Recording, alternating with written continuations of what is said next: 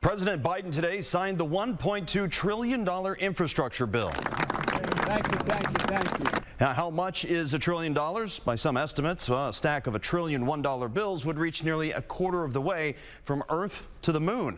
So where does that money go, though? $110 billion is for highways, $66 billion for passenger rail, and $7.5 billion for electric vehicle charging stations, just some of the items on the list. It's our job to come together and make sure we remain a nation of possibilities. Those possibilities, of course, require a big pot of money. And where is it coming from? Supporters say the bill is paid in full. The Congressional Budget Office, though, disagrees. It predicts it will add $256 billion to our country's deficit. So we've talked a lot about how this infrastructure package could pave the way for a Brent Spence Bridge replacement. But it goes far beyond that. WCPO 9 News reporter Josh Bazan shows us what else local leaders are hoping to fix.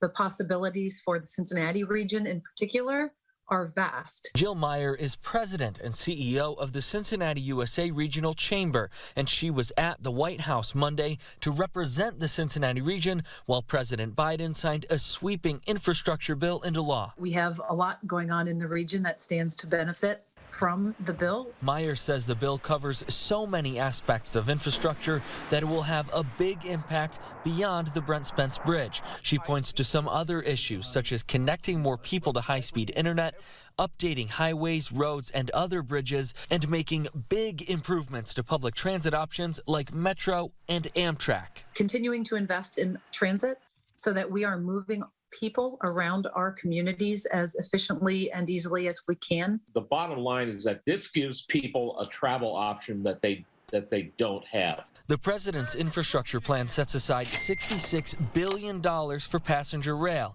This comes after Amtrak revealed this year it hopes to expand service in Cincinnati with daily routes to Chicago and Columbus and Cleveland. But the transportation advocacy group All Aboard Ohio says even with federal funding, projects like that will still need state and local support. We need to make sure that Ohio is on board with this and willing to step up and put some chips on the table, so to speak, to make this happen. In addition to being home to the Cincinnati Museum Center, Union Terminal is still an operating Amtrak stop, although right now it only has 3 arrivals and departures each week on a line that connects New York City to Chicago. Advocates are hoping this infrastructure bill brings in more trains and connects Cincinnati to more places. Reporting at Union Terminal, Josh Bazan, WCPO 9 News.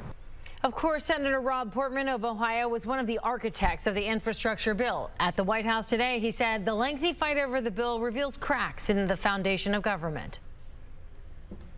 The increasing polarization of our country is keeping us from getting things done, and we have a responsibility to do better. We can start by recognizing that finding common ground to advance the interests of the American people should be rewarded, not attacked.